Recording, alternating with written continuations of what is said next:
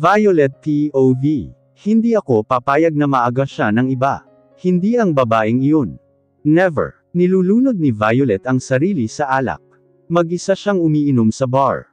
Pinagsisihan na niya ang lahat ng pagkakamaling nagawa noon. Oo, inaamin niyang masyado siyang immature that time.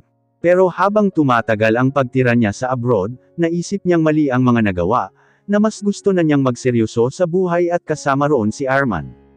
Na-realize niyang mahal na pala niya ang asawa. Masyado siyang nabulag sa galit at sama ng loob, nang malamang bininta siya ng kanyang pamilya kay Arman. Bata pa siya noon at marami pa siyang pangarap, pero dahil sa pagpapakasal niya kay Arman nawala lahat ang pangarap niya, at ang taong pinakamamahal. Nakailang shot na siya ng alak, at medyo nakaramdam na siya ng hilo. Flashback. What did I hear mommy, daddy? Galing siya noon sa eskwelahan. 2 taon na lang, ay magtatapos na siya sa pag-aaral. Ipapakasal niyo ako sa taong hindi ko mahal. Nabalitaan niyang pinagkasundo sila sa anak nitong kaibigan, upang may salbo ang negosyong nilang palugina. Yes Violet, that's the only way for us not to suffer. And when you're married you won't have to think about anything else. Umiling siya at hindi mapigil ang maiyak. Ayaw niya pa mag-asawa. Bata pa siya, at hindi niya rin mahal ang lalaking pakakasalan niya. Kahit anak pa ito ng bilyonaryo. I don't love him daddy mommy. Please, don't do this, there is another way.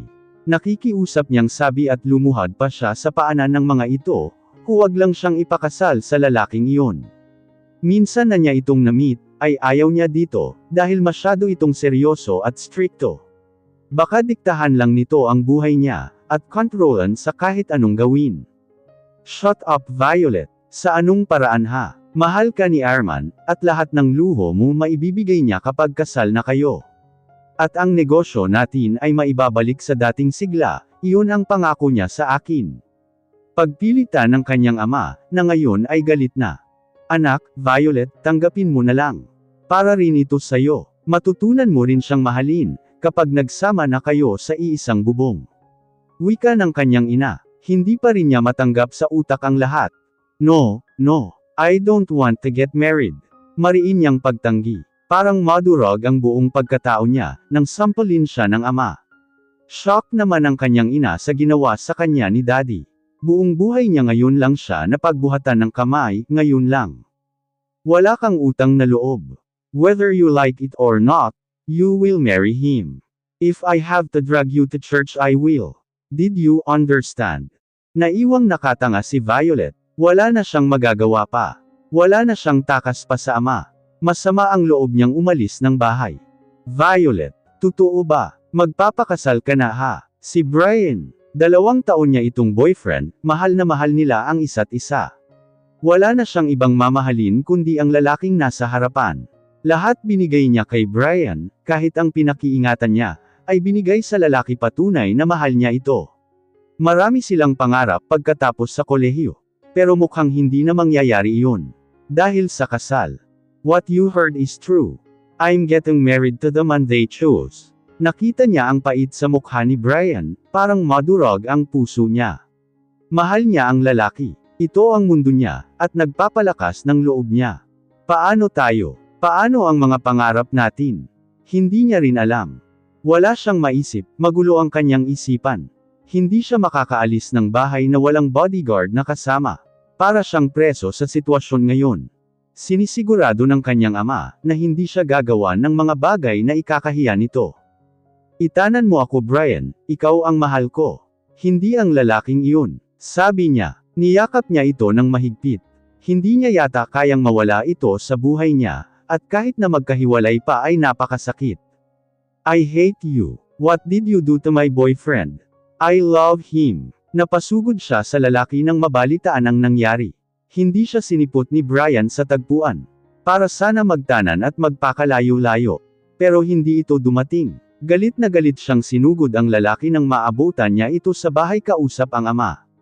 What do you think you did? I'll just leave you to that man. I have a lot to lose if I let you. Naguguluhang napatingin siya sa ama. Sumakit bigla ang ulo niya sa narinig. Daddy, what does he mean that this man will lose a lot if he lets me? Tanong niya sa ama. Habang nakatingin sa lalaki, nang hindi agad sumagot ang ama, muli niya itong tinanong. Daddy, answer me. I will answer my dear wife. Yes, I bought you from your parents. When I found out that you and your boyfriend were planning, I immediately took action and gave him 10 million. He just stays away from you. He accepted. So you're mine now. Sinugod niya ito sa galit niya. Hindi siya makapaniwalang kaya siyang ipagpalit ni Brian sa pera, at lalo na ang mga magulang niya. Masama ang loob niya sa lahat, at kahit sa lalaking ito. Dadalhin niya habang buhay ang sama ng loob at puot. I hate you, Arman de la Fuentes. You can own my body, but you can't take my heart. It will only love one person, none other than my boyfriend. I'll never love you, you're just a bug in my life. Until my last breath. End of flashback. Hindi siya papayag na makuha ng iba ang pag-aari niya. Gagawin rin niya ang ginawa sa kanya ni Arman noon sa buhay niya. Mula nang makasal sila ng lalaki hindi na siya sumaya ulit. Lalo nang malaman niyang kinasal sa ibang babae ang boyfriend niya. Napakasakit isipin na lahat binigay niya dahil sa pagmamahal. Pero dahil lang sa 10 milyon pinagpalit na siya agad. Lasing na siya. Like me, you can't be happy either. You will regret everything. You ruined my life. I will destroy you, Arman. I swear. Sinira mo ang buhay ko. Sisirain din kita. Hindi ako papayag na mag-isa lang ako better. Gaya ko maging miserable ang buhay mo, Arman. Dal-dal na siya ng dal-dal. Hanggang ngayon hindi niya pa rin magawang mapatawad ang sariling pamilya, matapos ang pag-betrayed sa kanya. Alam mo bakit ako bumalik? Naniniwala ako sa sinabi mong maghihintay ka sa akin. Pero bakit ngayong bumalik na ako? Ayaw mo na sa akin, dahil ba sa babaeng iyon? Kung ganoon tatapalan ko rin siya ng 10 million. Ma'am, lasing na po kayo, at magsasarado na po kami. Kausap sa kanya ng lalaki. Hindi mo ba ako kilala ha? Asawa ako ng bilyonaryo. Sasabihin ko sa kanya ipasara itong bar nyo, kasi hindi kayo marunong mag-asikaso ng customer. Sigaw niya dito. Napakamot naman ito sa ulo. Hindi alam ang gagawin sa babaeng lasing. Magsasara na po kami, ma'am. Inis namang kumuha ng pera sa wallet si Violet, at binato niya ito sa mukha ng lalaki. Iyan ang bayad ko. Babalikan kita. Humanda ka sa akin. Kahit pag-iwang-giwang ang lakad niya, dahil sa kalasinggan. Nagawa niya paring lumabas ng bar, na hindi inalalayan ng mga bouncer. Ilang araw na lang magpapasko na. Si Simon ang ama ni Doris. Nakatingin ito sa mga nag-iilaw ang Christmas tree. Oo nga po tay, ano po kaya ang gagawin natin nun? Kayo tay, ano po ang gusto niyong mangyari kasama sina kuya at mga apo niyo? Tanong niya ditong nakangiti. Anak, Doris wala na anak. Ang mahihiling ko lang sa inyo, lalo na ikaw, ang maging maligaya kayong lahat. At sa relasyong mayroon kayo ni Arman. Anak ayaw kong makitang masaktan ka. Diretsahang sabi sa kanya ng ama. Hindi niya inaasahan iyon. Maayos naman sila ni Arman. Wala siyang dapat ipag-aalala. Malinaw naman na hanggang ano lang. Pero sa mga nagdaang buwan nakasama niya ang lalaki. Unti-unting nahuhulog ang loob niya, para bang may puwang na ito sa kanyang puso. Pero may asawa pa rin si Arman. Lagi niya iyon sinisiksik sa kanyang isipan, na huwag ma-in-love sa lalaki. Tatay, magkaibigan lang po kami ni Arman. Sabi niya dito. Hindi malabong mahulog ang loob mo sa kanya anak, mabait at matulungin si Arman. Isa pa, malapit siya sa mga bata. Katunayan yan parang ama na nga ang tingin ko sa kanya, sa tuwing naglalambing ang mga bata. Kung hindi ko lang iniisip na hindi siya ang ama ni Zek at Zion, ay talagang mag-ama sila dahil may hawig ito kay Arman. Pero hindi hindi siya makatingin ng tuwid sa ama. Nakaramdam siya agad ng hiya dito. May asawa na po si Arman tay. Pinagtapat niya iyon sa akin. Huwag po kayong mag-aalala, alam ko po ang ginagawa ko. Hinding-hindi po mangyayari ang kinatatakutan nyo. Sabi niya sa ama, upang maging panatag ang kanyang kalooban. Sana nga anak.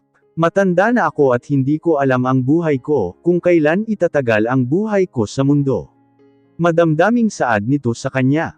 Tay naman. Huwag kayong magsalita ng ganyan, gusto ko pa hamaba ang buhay niyo okay. Niyakap niya ito ng mahigpit. Mahal na mahal kita, Tay. Gusto ko pa kayo makasama ng matagal, lalo na ang mga apo mo. Medyo may kahinaan na si tatay, pero ayaw niya pa itong tanggapin sa sarili. Hanggat maari, dagdagan pa ang buhay ng ama, iyon lagi ang pinagdarasal niya sa araw-araw sa Diyos. Ang pahabain pa ang buhay nito.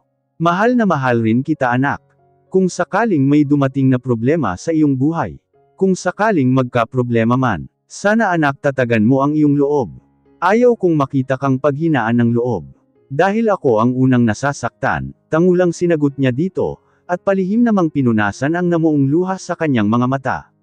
Sa totoo lang itong mga nakaraang mga araw, marami siyang iniisip. Negosyo, pamilya at love life. Mula kasing dumating sa buhay niya si Arman, biglang nagkaroon ng kulay ang mundo niya. Parang nasasanay na siyang andyan ito palagi sa tabi niya, ang lalaki sa tuwing kailangan niya ito. Opo tatay, pangako po. Sinalubong niya ng yakap ang lalaki nang dumating. Malalim ng gabi nang dumating ito. Ramdam niya itong pagod na pagod sa biyahe, pero hindi pa rin nawawala ang pagiging malambing nito pagdating sa akin. Dinampyan siya nito ng halik sa noo, at papunta sa kanyang labi. Buong pusong tinanggap niya naman iyon. Aminin niya man o hindi mahal niya na ang lalaki. Pero hindi niya magawang umamin dito. I miss you, bulong nitong sabi sa akin. Hindi siya sumagot. Ginatihan niya lang ito ng yakap. Kumain ka na ba, ipaghain kita ng makakain. Tanong niya kay Arman. Inalis muna nito ang necktie at sapatos, bago sumagot sa akin. Ngayon niya lang napansin na kapang-office pala ito. Nope, but I'm not hungry, sabi niya. Ha, anong gusto mong kainin ngayon? Kunot noong tanong niya kay Arman. Kumurap ang mga mata niyang napatingin sa lalaki. Ano? Yes. Seryosong nakatingin sa kanyang mga mata si Arman. Hindi niya naman magawang salubungin ang tingin nito. Pakiramdam niya pulang-pula ang mukha niya. Pero, hinawakan nito ang isang kamay niya, at hinhila siya palapit dito. Saka niyakap ng mahigpit. Hinayaan niya lang ito sa ganang posisyon nilang dalawa. Walang may gustong magsalita, hindi niya maintindihan ang kinikilos nito. Itong mga nakaraang araw, panay kamusta sa mga bata. Hindi nga niya naalalang kinamusta siya nito. Bagay nakakatampo minsan, pero iniisip niya na lamang na-miss lang ni Arman ang mga anak ko. At nagpapasalamat sa Diyos, kasi minahal nito ang mga anak ko kahit hindi sila magkaano-ano. Pero bakit may pakiramdam akong doubt sa dibdib na hindi maintindihan, kung bakit ganoon na lang ang pakiramdam ko minsan? May gusto ka bang sabihin sa akin? Kusang tanong niya sa lalaki, nang hindi pa rin ito nagsasalita. Tumitig lang ito sa mukha niya. Nakakailang kasi, baka mamaya baka may muta siya sa mga mata at nakakahiya. Kahit nakakahilamos niya lang kanina. Can I ask a favor? Sa buong boses na sabi sa kanya. Sige lang. Sagot niya naman. Naupo siya sa lap nito. Ang mga kamay ko ay nasa kanyang leeg na kayapos. Ang gwapo naman ng boyfriend ko. Boyfriend? Kailan pa nagkaroon ng level sila? Mula kasi napagsunduan nilang friends with benefits. Hindi na nito muli na pag-usapan at nabago pa. Parang nasanay na ganoon ang sit-up. Can you forgive me? Takang napatingin siya sa lalaki. Bakit lagi kong napapansin na humihingi siya palagi ng sorry, kahit na wala naman akong natindaang may nagawa itong kasalanan sa akin? Sa anong kasalanan wala naman akong natandaan nag-away tayo? Nakangiting tanong niya sa lalaki. Humugot ito ng malalim na hininga bago nagsalita. Forget it. Naramdaman niyang lumuwang ang pagkayakap sa kanya ni Arman.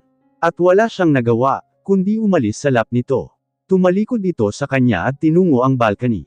Naglabas ito ng isang pirasong sigarilyo sa bulsa ng slacks nito. Hinithit nito matapos sindihan sa dalang lighter. Masarap ang simoy ng hangin. Malalim ng gabi kaya naman malamig na. At nalalapit na rin ang Kapaskuhan. Sumunod siya sa lalaki sa balcony. Hinayaan niyang nilipad ng hangin ang mahabang buhok, na ngayon nakalugay lang. Maraming star sa kalangitan, kumukutitap pa ito sa sobrang dami at peaceful ang kalangitan, walang nagbabadyang uulan.